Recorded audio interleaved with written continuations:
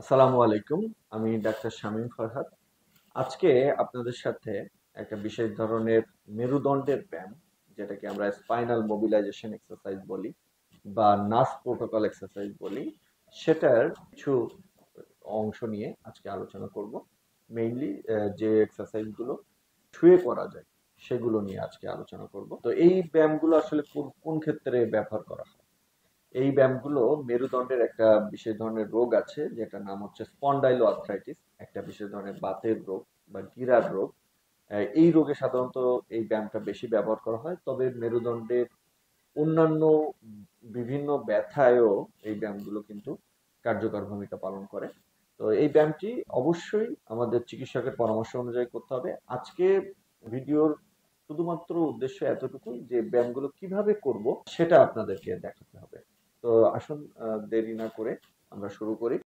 আমরা যে ব্যায়ামটি করব সেটার নাম হচ্ছে স্পাইনাল রোটেশন।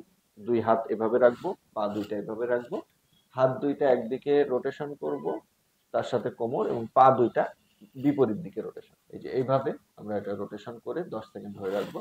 এরপরে 10 সেকেন্ড শেষ হলে অপোজিট দিকে রোটেশন করে 10 সেকেন্ড ধরে রাখবো। তাহলে সোজা হয়ে শুয়ে আমাদের এই তিনটা ব্যায়াম